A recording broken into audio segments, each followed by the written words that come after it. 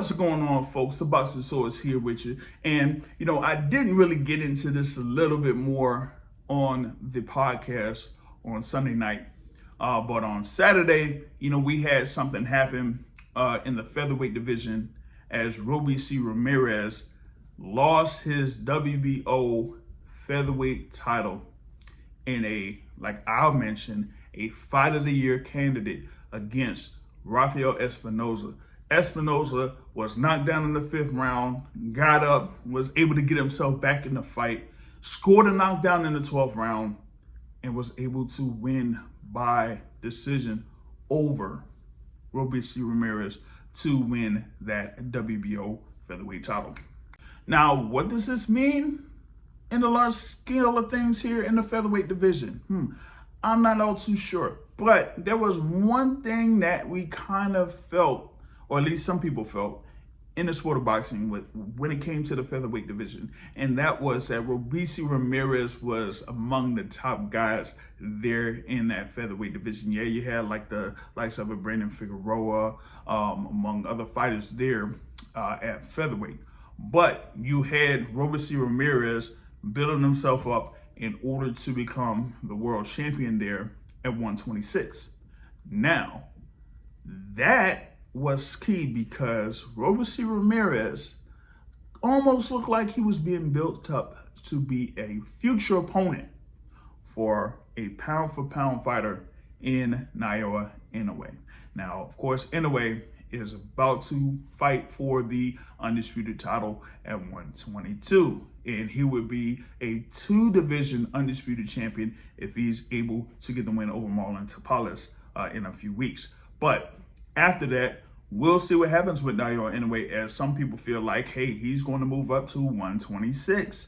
But the other thing is, with Robeisy Ramirez losing that particular bout, that pretty much nixes that potential fight in the near future. You would have had, Inoue face Tapales. If he beats Tapales to be 2-division undisputed champion, then he would move up to 126. And then he would have had, a couple of fights there at 126. And many people consider Naoya Inoue to be one of the top pound-for-pound fighters in the sport. But also, they were considering Naoya Inoue in the future to be on a future collision course with another big fighter out there. And that is, Gervonta Tank Davis.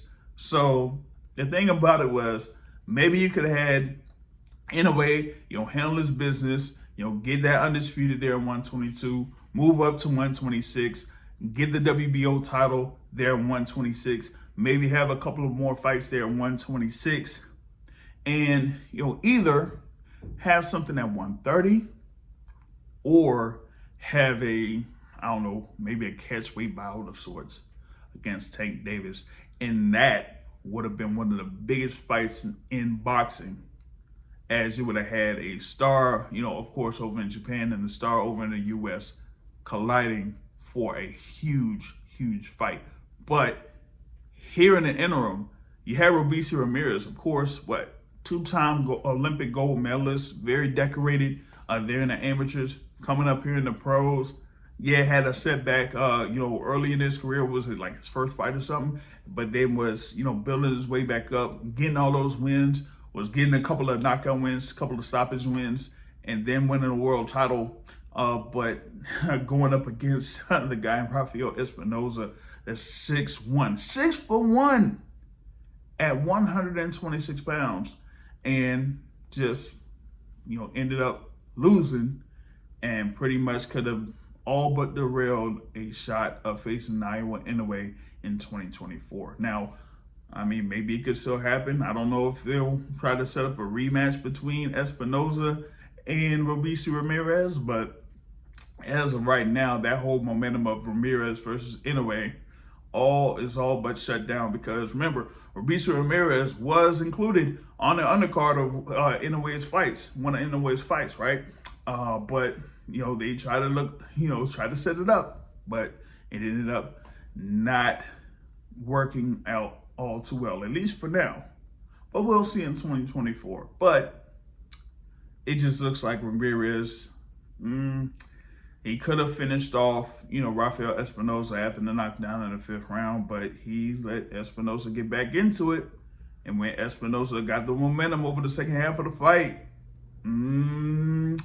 that's when you got that knockdown that was scored, and that pretty much did it. So now you have a new world champion, WBO featherweight champion, Rafael Espinoza, and now we got to see what's up with Robeisy Ramirez. But you share your thoughts on that. Did Ramirez pretty much mess up the bag?